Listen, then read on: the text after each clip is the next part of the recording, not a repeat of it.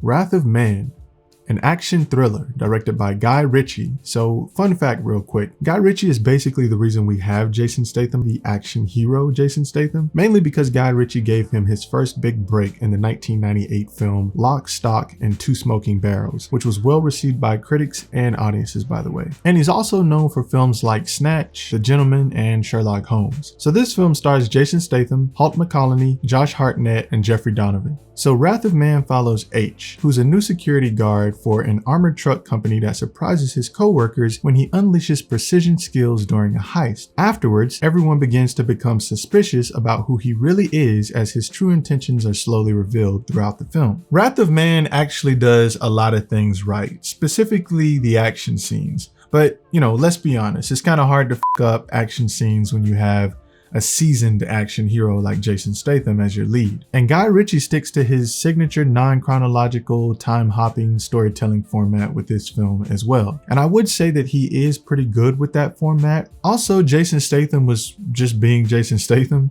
which is awesome when you know what kind of movie you're going to watch. And there's a lot of familiar faces that make an appearance throughout this film as well, like Laz Alonso from The Boys and Scott Eastwood, and even Post Malone makes his little appearance. I mean, you know, it's a good action thriller in a very basic way, but I will be honest and say, yeah, it has its issues. Like, for one, there really isn't any real character development throughout this movie.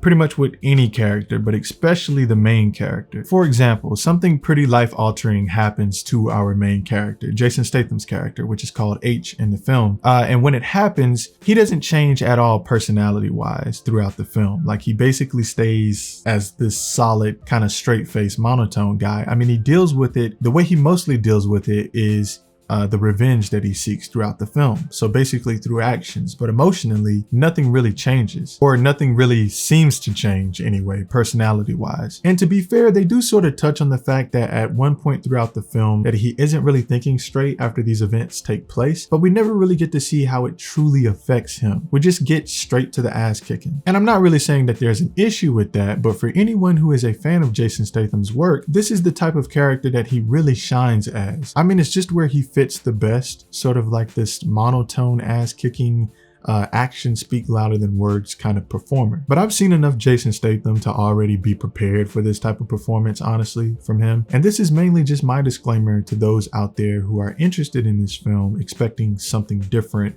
character-wise from what he's done in the past. Or maybe you can just tell from the trailers that, you know, this is the Jason Statham that you've been getting for years, and you're just getting a little bit more of that. And also, there's another thing I want to throw in there about this film. It's actually a good thing. And it's been done many times before, but I think it was done, I think this format in this film was actually done really well. And that's telling the same story many times, but from different character perspectives. I mean, many movies have done this before. Crash was one of them.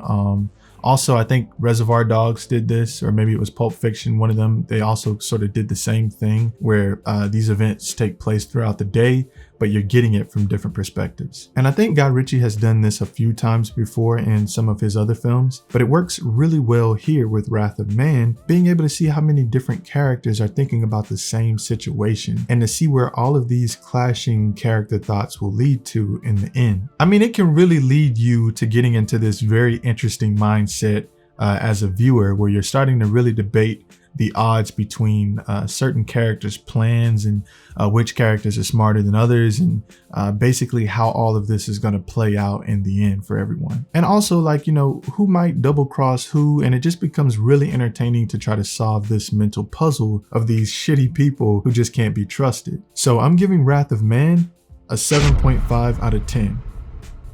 Man, I feel like I've been giving out a lot of these types of grades lately, but I really feel like this is where this film really falls for me. Although I was contemplating on an 8 out of 10, it just wasn't quite on that level, but it was good. I feel like this movie wraps up really well for the most part. I mean, the conclusion was solid, and as I mentioned, great action as well, but it really lacks when it comes to the storytelling elements. Specifically, the shit that really draws you in as a viewer and makes you really give a shit about these characters and their lives and their struggles. Basically, that, you know, the humane traits. And I really wish that a lot more of these types of movies would do this, because, you know, I think that would make the films much better. Even recently, like Without Remorse, I felt like it lacked in those departments as well. But it's still a good movie, and the viewing experience overall was pretty satisfying for the most part. I can't really deny that. You know, I enjoyed the film. But there you have it. If you enjoyed the content, you know what to do. Thank you for watching.